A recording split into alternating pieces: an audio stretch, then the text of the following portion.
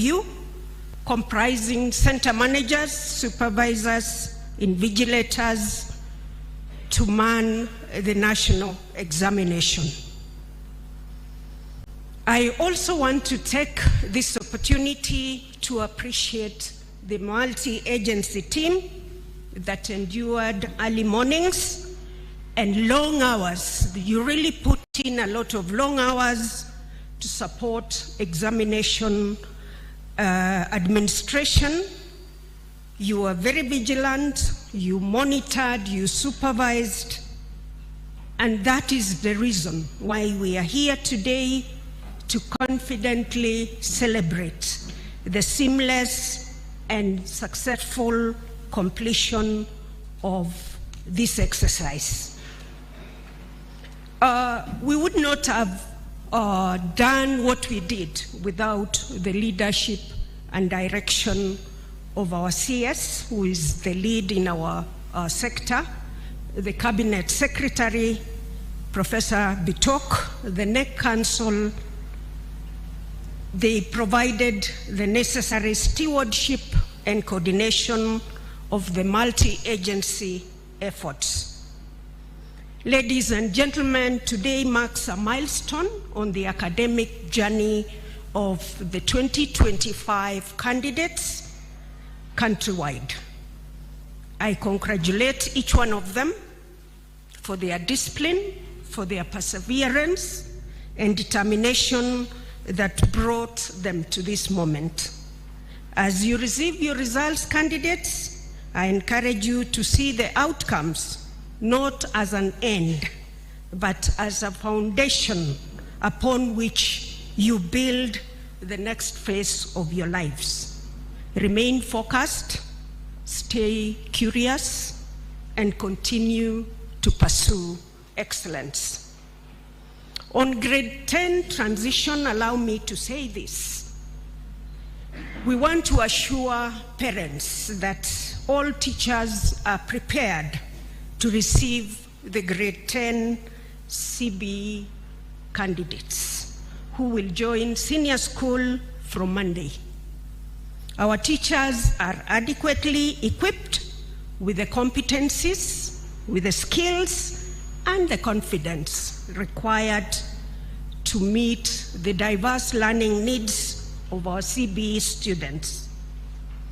I appeal to our heads of institutions at senior school to broaden the curriculum.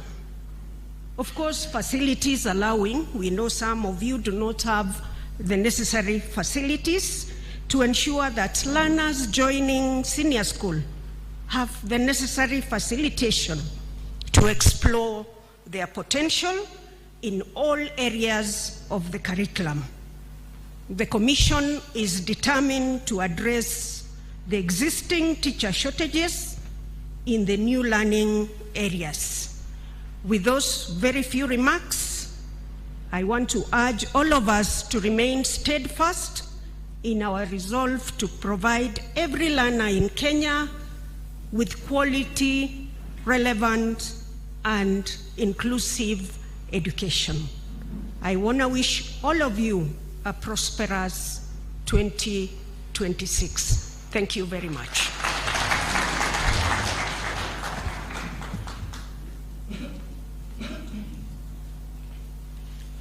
Thank you very much, Evelyn. I now want to invite the Chair of the Council, Professor Nyabundi, to come and make his remarks, and then invite the PS.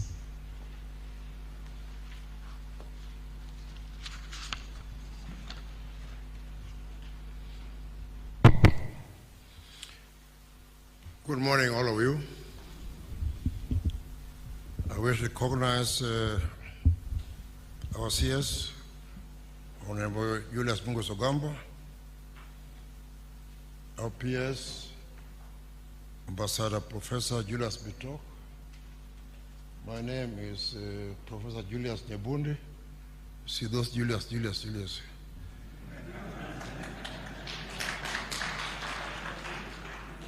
All other protocols observed. The CS, Mr. CS, the CEO of NEC has talked. The teachers and the schools did their work in preparing the candidates for the examinations. They did a good job at their level. NEC has done its job in setting, administering, and now being ready to release the results. Today, our role is to release these results as a realization of the ultimate fruit of these efforts. As the chairman of the council, I wish first and foremost to introduce my members who are here. It's a very powerful council. First of all, I have my first and foremost member is none other than my PS, Professor Ambassador. Please, everybody knows him by now. My other member is none other than the CEO of Kcse, the largest employer in this country. There are other members who are not here today, but I have Mr. Zephaniah Koech, my member. And ultimately, we have the CEO of NEC himself, Dr. David Njegere, who has done a commendable job along with his members to bring us this far. We are here today to release, and this responsibility is bestowed upon the CS, accompanied here with his senior members of the ministry and other agencies. I want to recognize my colleague, Dr. Wahome, who is in charge of Kcse, and anybody else who is here, any other CEO of the agencies who is here today. We appreciate your efforts. We all work together as a ministry. The responsibility of releasing these results is bestowed on the CS. And therefore, I want to take this opportunity to invite the PS, who will then invite the CS to do what we are all here for. Thank you very much. Yes.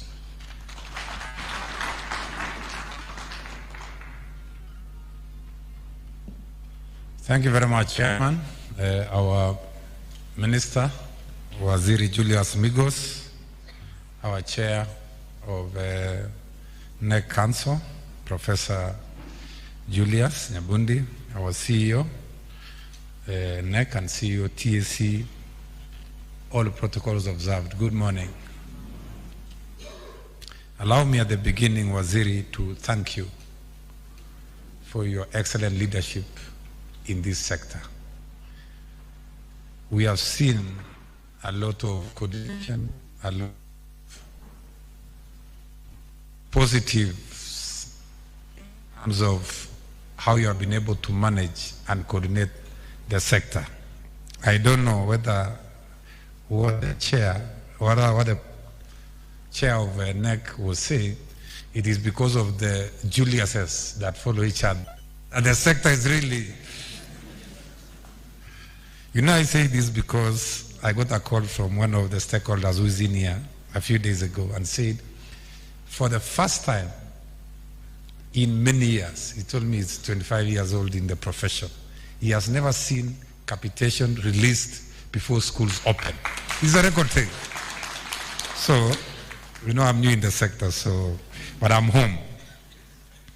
So I'm delighted really this morning to be part of this important process of releasing results for 993,226 graduating class of 2025. The results are good, and I want to take this opportunity to congratulate the class of 2025 Kcse. Waziri, the state of competency-based education is strong. We are doing everything under your leadership to ensure that we put competence-based education on track. We know we are in the third last cohort of Kcse, but the future is really bright in matters of education in this country. We have been able to place 1.1 million learners transiting from junior school to senior school. We have given them an opportunity for the first time also to do their vast revision. For those who didn't like their pathways, we give them an opportunity. They have revised the first time, and we have given them also a second chance. If they didn't like again the first revision, we have given them a chance that is closing today. So these are record things. The system is very transparent. We are using a very open and digital and transparent process to be able to ensure that every learner in this country gets an opportunity to go to any school of their choice, depending on their capacity of these schools. Waziri, allow me also at this juncture to thank all the teams. These examinations of 2025 has been approached as a whole government approach. We have had teams from Ministry of Education, our field officers, we have had Ministry of Interior, including GAO, including the DCI, including the entire security apparatus of this country. We have had Ministry of ICT, including Communication Authority, and other stakeholders who have worked with us, which I want to thank very sincerely for the work they have done.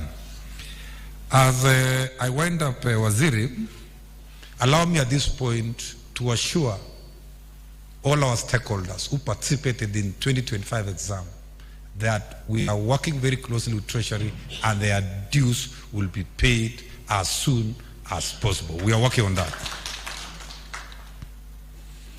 Allow me also, Waziri, to say that the placements and the transition that we are doing, we are having a new system called Kenya Education Management Information System, which is helping us in the transition, and we are moving everybody. Soon and very soon, the entire education ecosystem will be under one digital platform, so that whatever thing you need to know in education, just at the click of the button, you can know the status of the results of your student, and you can know everything going on in the education sector. With those few remarks, Waziri, allow me also to emphasize that competence-based education is the education system that is going to transform this country from third world to first world. And it is real, and it's coming very, very soon. Let us now rise up, ladies and gentlemen, to invite our chief guest, who is the Minister for Education, Honorable, to warmly welcome our Minister. Karibu sana, Waziri. Thank you, peers. Please be seated.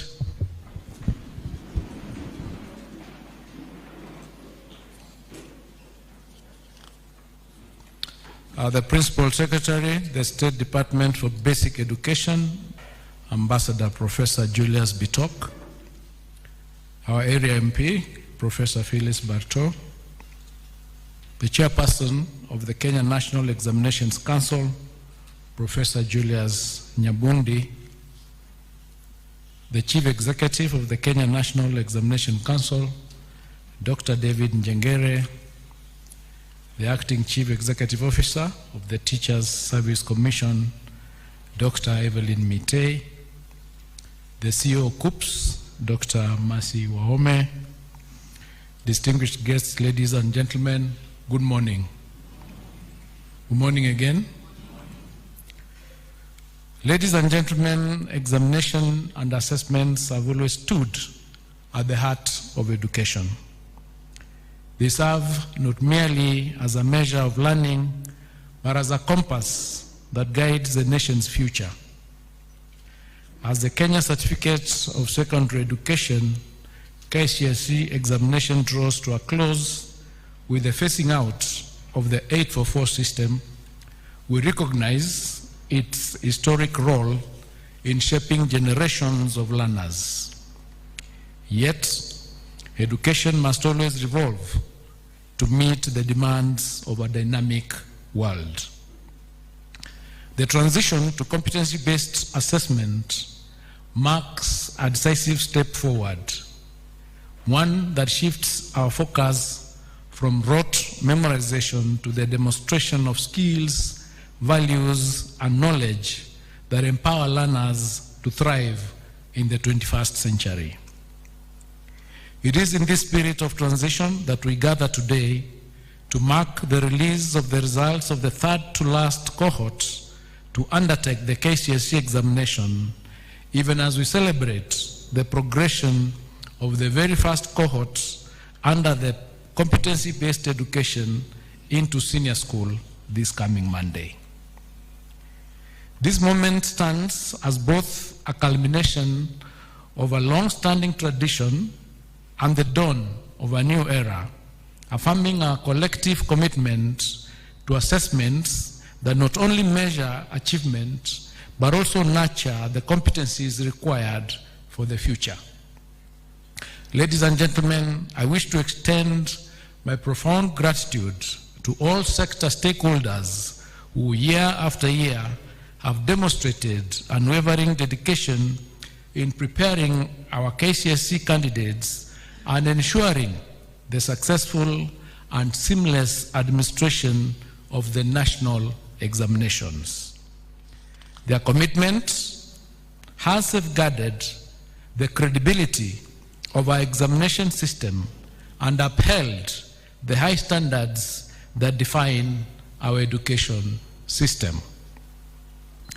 Let me take this opportunity to acknowledge the concerted efforts of colleagues across the Ministries of Education, the Ministry of Interior and National Administration, and Information, Communication and the Digital Economy, as well as the Teacher Service Commission during the administration of the 2025 Kcse examination series.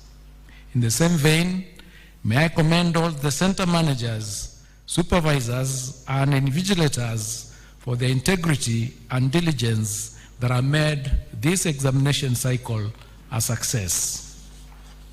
Today, as we release results for 993,226 candidates, I wish to register my sincere appreciation to His Excellency the President, Dr. William Samoei Ruto, for his trust and steadfast support in enabling our team to implement critical reforms in the education sector.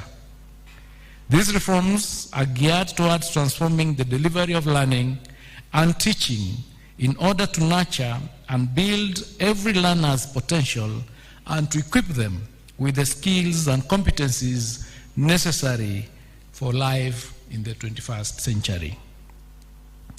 Ladies and gentlemen, as we gather here today, the government has employed a record 100,000 teachers since 2023, with 24,000 of these teachers recruited this year.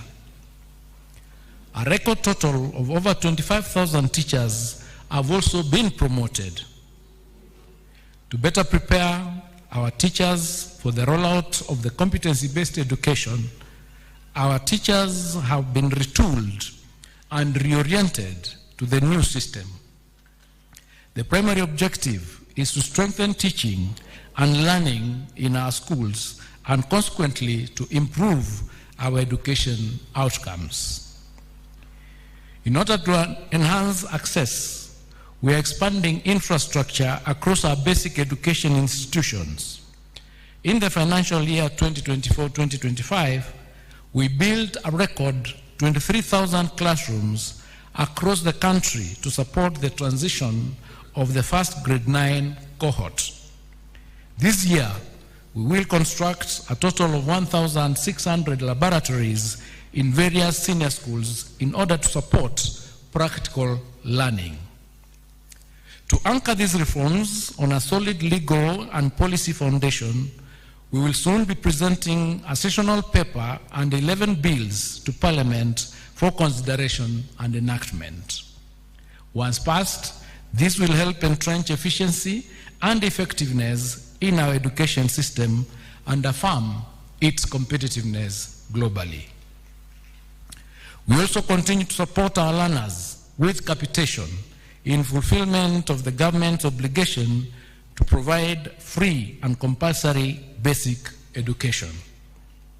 For this school year, for instance, we released the sum of 44.2 billion shillings as capitation for learners in all public basic education institutions ahead of school opening.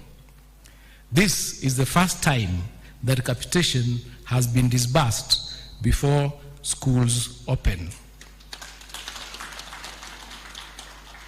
Heads of institutions are expected to ensure prudent use of these public resources for the benefit of learners and to desist from imposing any extra levies or fees upon parents.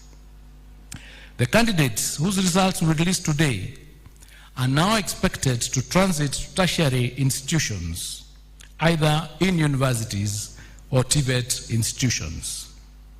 At the tertiary level, we are implementing the student-centered funding model by which the government supports students and trainees by way of scholarships and loans depending on the level of need of each learner.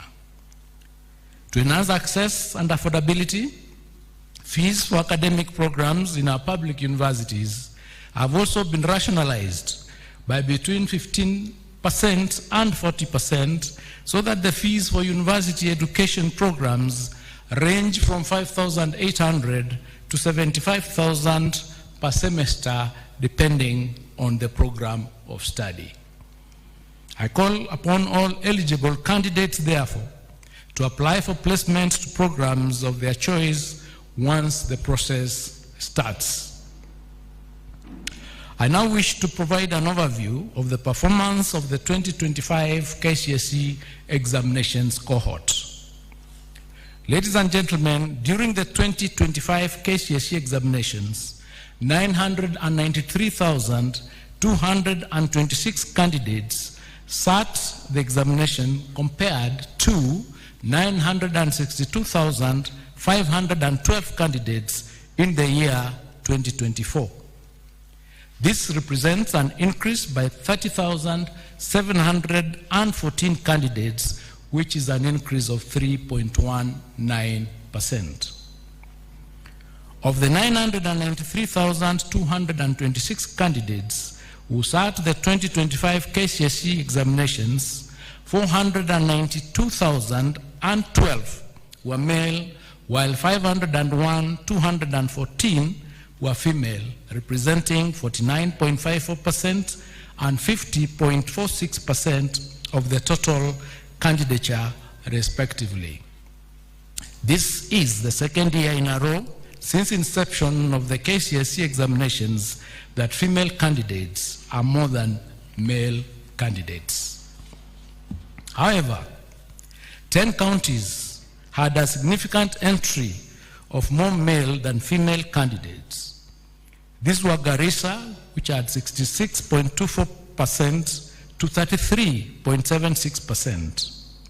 Mandera had 65.09% to 34.91%. Wajir had 60.10% to 39.90%. Turkana had 57.67% to 42.33%. Narok had 53.10% to 46.90%. Samburu had 52.43% to 47.57%. Mombasa had 52.08% to 47.92%. Homa Bay had 52% to 48%. Nyamira had 51.9% to 48.03%, and West Pokot had 51% to 48.16%. 14 counties had a significant entry of more female than male candidates.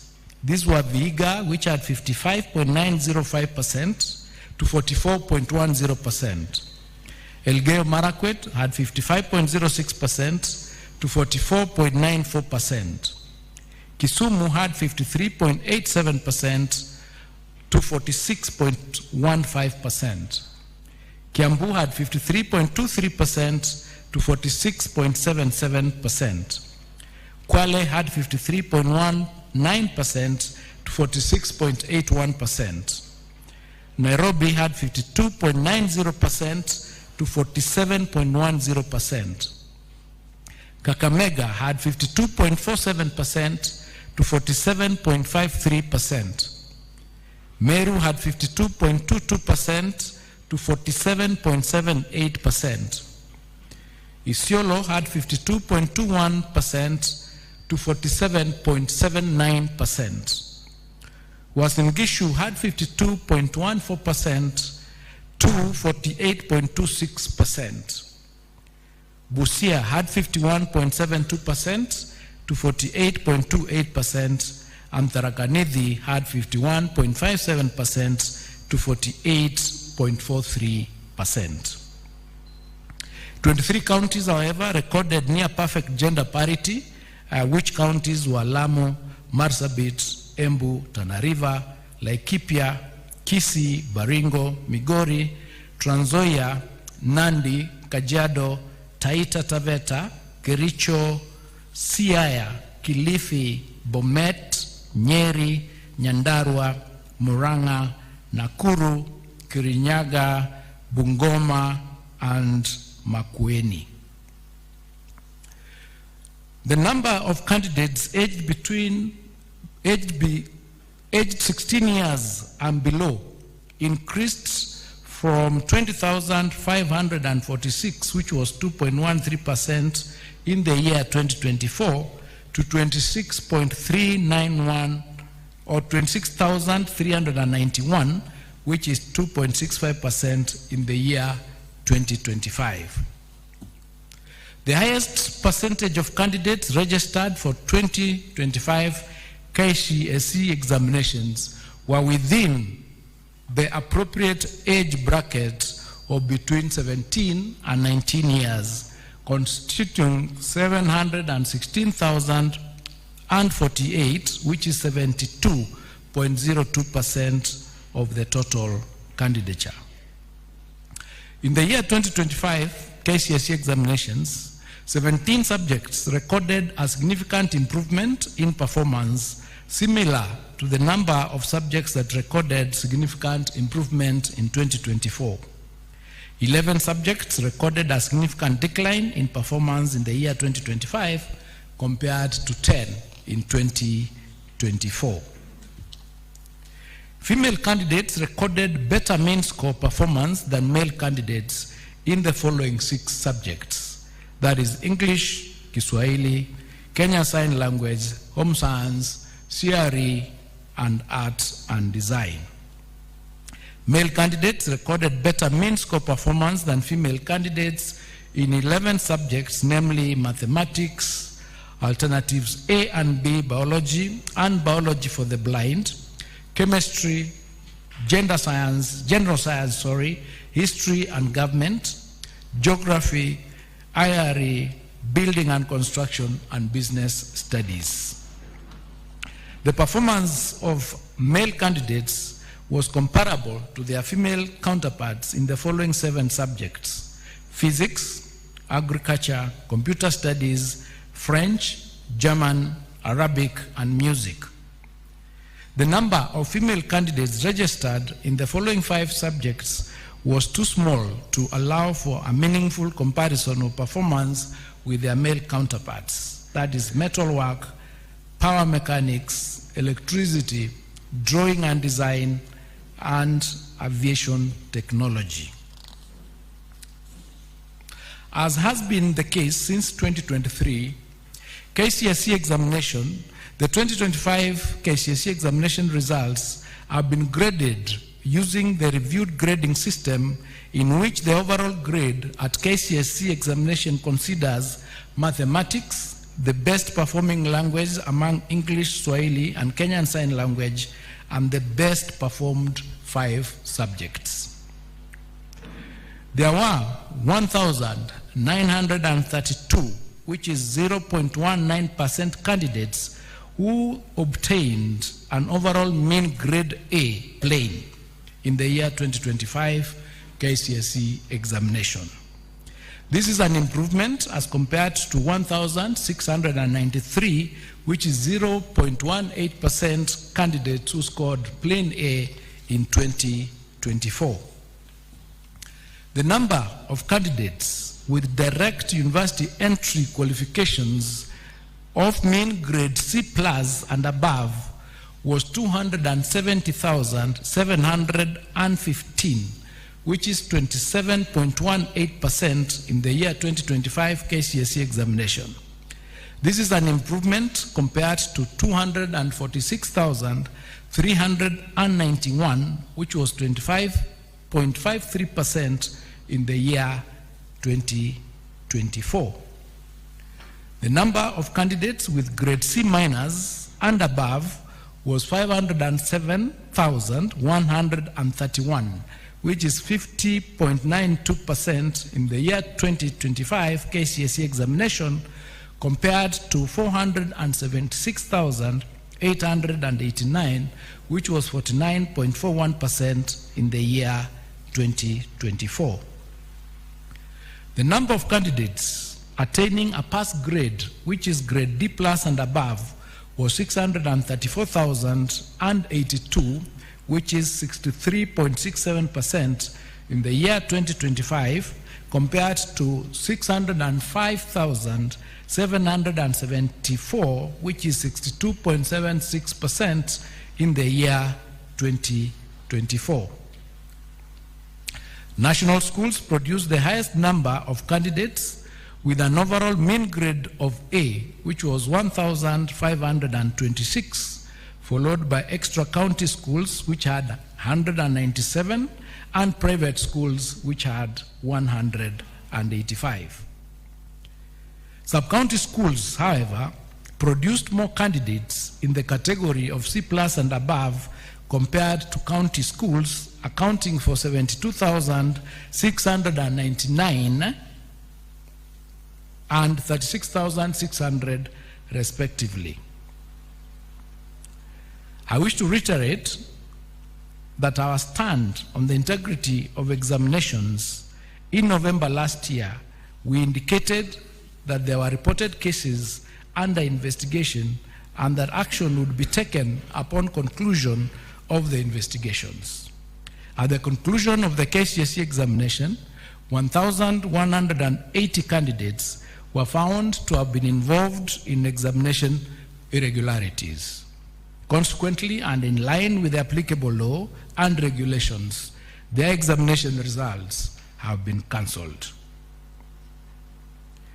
Individual candidates' examination results will be accessed online through a link on the NEC website or directly through the following link: results.nec.ac.ke, and candidates will be required to enter their index number and one of their names as per the registration data for the 2025 Kcse examination. The results will be live and accessible immediately after the end of this function. It is now my humble duty and privilege to declare the 2025 Kcse examination results officially released.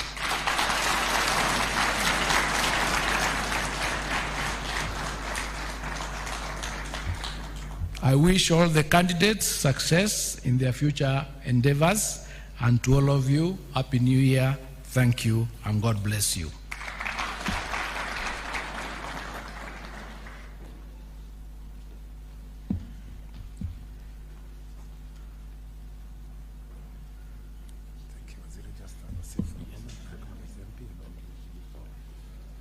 Thank you very much. Let's put our hands together again for Waziri. Thank you very much, Waziri, for now as we prepare for the transition to the official handover of the results. Allow me to recognize our area member of parliament, Honorable Phyllis Parto, who is also the committee member of the National Assembly Oversighting Education. Professor Parto, welcome. Maybe you can come and say hi to your people. You can just come and say hi. Yeah, for 1 or 2 minutes, and then Waziri now will finalize the remaining part of the program. Karibu, Professor. Thank you, PS. Let me ride on the protocol already observed and use this opportunity to welcome all of us to Kcse High School. Kcse is the only national school in Moibeni constituency. And Bwana CS, it's a great honor for you to bring the results, the release of results to Moibeni constituency this day. And I'm glad that I have heard that the students or our schools in this region were not involved in any examination malpractice. And I want to thank our principals, our teachers, and all those who participated in the examinations, the security, all the way, for a very credible exercise. And I'm very proud, as the area member of parliament, I'm very proud of my people of Moibeni constituency. I want to take this opportunity also to congratulate all the students in Kenya whose results are being released today, and I want to encourage them that there is no result which is not good. All results are good, and they prepare us for different pathways, so we celebrate ourselves. Even completing high school is an achievement on its own. So I want to congratulate all our students as they prepare their careers henceforth, those who will go to universities, those who will go to TVETs, and those who will pursue different careers in their lives. This is just the beginning, and all will be well. I want to also congratulate my candidates from Moibeni constituency, and I know the choice of Moibeni constituency to release the results is an indication that the results from our constituency are improved. That's an indication that we improved. So I want to thank everybody, and karibuni sana. Asanteni. Thank you very much. Let's put our hands together for area member of parliament and member of committee of education for national assembly. Thank you very much, Mheshimiwa. Pass our regards to the entire committee. As the CS has said, we really appreciate the support we received from the Committee of Education in the National Assembly. Asante sana. It's now my humble duty again to invite Waziri to do now the ceremony. Let us wait a little bit. It's not going to be a long ceremony of presentation of these results. Karibu Waziri.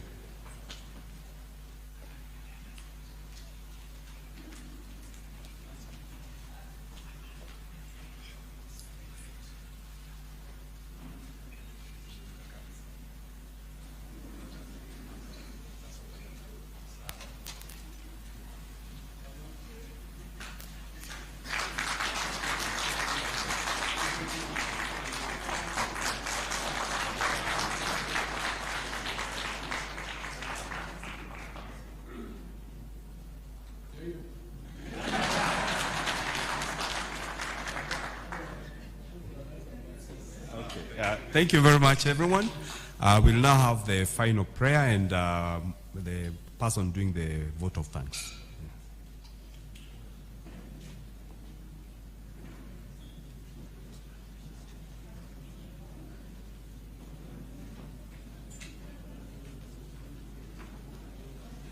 Thank you very much. As it is the order, let us complete with our prayer. And our prayer, before we have the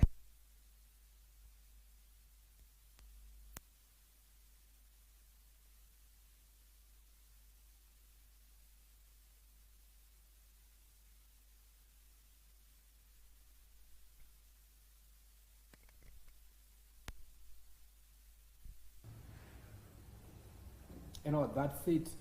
The 2025 Kcse results have been officially. And I wish to take this opportunity on behalf of all Julius Ogamba, and that happened at AIC Kcse High School in Eldoret, Uasin Gishu County, where also the president has been camping for a number of days. And as you heard from the cabinet secretary, 993,226 candidates sat for the 2025 Kcse and out of those, out of 990,000, 50%, of course, girls. And we want to say, going forward, we will be looking forward for you decentralizing the release of results to different areas, and more so in Uasin Gishu. Two, I want to thank Wasiri for the support that he has been giving to this school. Wasiri, you are here in March, and you are here again today.